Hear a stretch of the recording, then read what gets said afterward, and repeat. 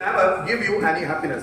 कभी भी उनसे मित्रता मत कीजिए जो आपसे कम या ज्यादा प्रतिष्ठा के हो। ऐसी मित्रता कभी आपको खुशी नहीं देगी। देखिए बात समझना, ये कोटेशन है चाणक्य का, है ना? ये कोटेशन किसका है? चाणक्य। तो चाणक्य उस वक्त की परिस्थिति के हिसाब से बात कर रहे हैं। मैंने कल आपको एग्जाम्पल देकर समझाया था कि कृष्ण कहते हैं गुणों से दोस्ती करो। वो हमेशा गुणों से दोस्ती करते हैं। जितने भी बेहतरीन लोग हैं गुणों से दोस्ती करते हैं। गुण जैसे हैं तो व्यक्ति अपने दोस्त बनते हैं।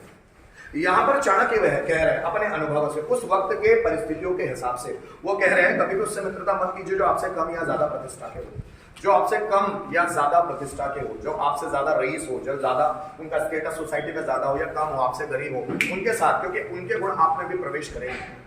वो जो करते हैं वो आप में भी आएंगे। उस वक्त ऐसा ही था, उस वक्त का नियम कानून ही ऐसा था। मैंने बोला देखो पहले क्या करते थे राजा महाराजा, अपने राज्य को ज्यादा पावरफुल बनाने के लिए शादियां करते थे अलग अलग। ज्यादा शादियों का प्रचलन इसलिए था कि इधर से शादी कर ली तो ये राज्य हमसे जुड़ गया, उधर से शादी कर ली तो वो राज्य हमसे जुड़ गया, इधर से शादी कर ली तो ये राज्य हमसे जुड़ गया, ज्यादा पावरफुल हो गए। तो पॉलिटिकली ये विवाह होते थे पहले जमाने। अभी चूंकि राज्य का शासन है नहीं, कोई राजा रहता नहीं है, अभी इसलिए बहु विवाह नहीं है, अभी इसलिए एक विवाह, क्योंकि अभी राजा वाजा का शासन है, अब स्ट्रॉन्ग बनना नहीं है कि मैं ज्यादा स्ट्रॉन्ग राजा बन जाऊं, तो इसलिए आप किसी मतलब स्ट्रेंथ की जरूरत ही नहीं है, इसलिए आप एक विवाह ज्यादा होते हैं। कोई तो दो भी कर लेता है, कैसे पालते वही जाने।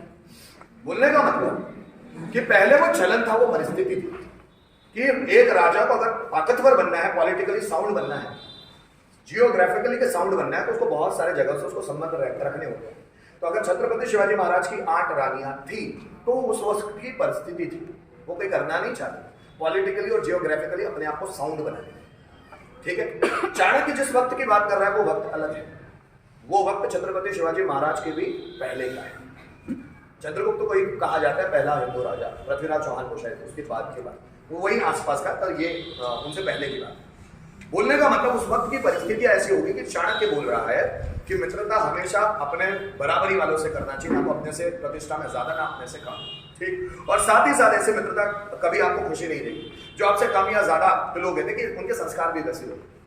अगर आप किसी पर्टिकुलर कास्ट के और किसी दूसरी कास्ट के लोगों के साथ रहना, तो आप देखना उनका कल्चर अलग होता है, उनका रहन सहन अलग होता है, उनका बोलना उठना बैठना खाना पीना सब अलग होता है, और वो चीजें हमें भी आने लगती है अगर हम उनके साथ ज्यादा रहते हैं। तो ये उस वक्त की परिस्थिति है, अभी ये लागू नहीं है। अभी तो सबके साथ एक जैसा ही रहना चाहिए। उस वक्त तो चाणक्य ये भी बोलते थे चंद्रगुप्त को, चाणक्य नीति में भी है कि स्त्रियों से दूर रहो। क्यों? स्त्रियां वैसी थी उस वक्त, विष कन्या ज्यादा थी उस वक्त। विष कन्या मतलब ऐसी कन्या कि आदमी को अपने जाल में फंसाती थी, उनके साथ शारीरिक संबंध बनाती थी और उनको मार डालती। ऐसी कन्या उस वक्त बहुत थी। विष कन्या मतलब किसिंग की, किसमें मतलब लिप्स में ही जहर, किसिंग की और इंसान मर जाए। तो चाणक्य ने चंद्रगुप्त को बहुत संभाल के रखा है, क्योंकि चंद्रगुप्त के लाइफ में भी ऐसा ही 2 विष कन्या आई है जो चंद्रगुप्त को मारने की कोशिश कर रहे थे। चंद्रगुप्त उनसे अट्रैक्ट भी हो गया, पर चाणक्य होते हुए वो पॉसिबल हो नहीं पाए। वो उस वक्त की परिस्थिति थी। आप आज कोई ऐसा बोले कि स्त्रियों से दूर रहे तो बिल्कुल पॉसिबल ही नहीं, स्त्रियों से दूर रहो, नो। वो उस वक्त की परिस्थितियां वैसी थी, परिस्थितियों के हिसाब से कोटेशंस भी बनते।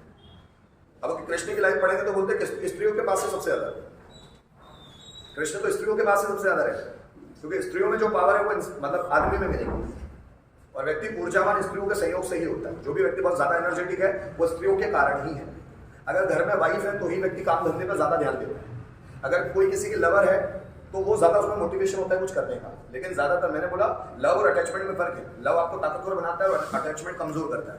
जब भी आपको कमजोर कर रहा है कोई फीलिंग तो समझ लेना वो अटैचमेंट है, लव नहीं। और लव पावरफुल बना कि जाओ तुम यूपीएससी करो, मैं 4 साल तुम्हारा इंतजार करूँ, जाओ मैं 10 साल तुम्हारा इंतजार करने को तैयार हूं। पावरफुल बनाता है, पावरफुल वो लव। कमजोर करे वो अटैचमेंट। आप समझ रहे हो मेरी बात? अब कृष्ण हर जगह हर स्त्री के साथ, माँ के साथ भी अच्छा संबंध है उनका, अपनी बहन सुभद्रा के साथ भी बहुत अच्छा संबंध है, अपनी भांजियों के साथ भी उनका अच्छा संबंध है, देन अपनी लवर्स के साथ भी अच्छा संबंध है, अपनी पत्नियों के साथ भी अच्छा संबंध है, अपनी माँ देवकी के साथ भी अच्छा संबंध है। उनके लाइफ में जो भी स्त्री आ रही है, उनकी एक फ्रेंड थी द्रौपदी, उनके साथ भी उनका संबंध अच्छा है। लेडीज से घिरा हुआ व्यक्ति इसलिए ज्यादा एनर्जेटिक है। लेडीज ऊर्जा का स्रोत है इस दुनिया, ऊर्जा का स्रोत है महिला। अगर महिला ना हो तो इस दुनिया में एनर्जी ना हो। इसलिए हम बोलते हैं प्रकृति माता। प्रकृति माता, ये माता जो प्रकृति है इतनी ज्यादा एनर्जी से भरी क्यों है? क्योंकि वो एक स्त्री है। प्रकृति माता और पुरुष, प्रकृति और पुरुष, पुरुष मतलब व्यक्ति और प्रकृति मतलब स्त्री, इसलिए हम बोलते हैं प्रकृति माता। भारत माता, माता की संज्ञा क्यों दी गई? क्योंकि वही एनर्जी से भरी हो सकती है, आदमी में इतना दम है नहीं। Is it okay? आप समझ रहे हैं मेरी बात? तो ये परिस्थितियां थी जिस परिस्थितियों के हिसाब से चाणक्य कह रहा है कि स्टेटस वालों से दोस्ती रखो तो आप में गुण वैसे है। कम शराब पीने वाले, नशा करने वाले ऐसे लोगों के साथ दोस्ती रखोगे तो वो गुण कहीं ना कहीं आप में भी आएंगे। जितना लोअर और हायर लोगों को देखकर आप फ्रस्ट्रेट होते हैं, हायर लोगों को आप देखकर आप अपने शौक बढ़ाते हैं, आप अय्याशी करना सीखते हैं। जो आपसे बड़े लोग हैं वो जैसा कर रहे हैं वैसा आप सीखते हैं, आप स्टेटस रखना सीखते हैं उनसे कि बड़े बड़े लोग हैं वो ऐसा कर रहे तो मैं भी ऐसे ही, पिज्जा बर्गर खा रहे तो मैं भी खाऊं। अपने से बड़े व्यक्ति के साथ कभी भी दोस्ती नहीं करते और अपने से छोटे व्यक्ति, वो उस वक्त की बात थी। आज भी कहीं कहीं वो चीजें लागू होती हैं, आज भी होती है।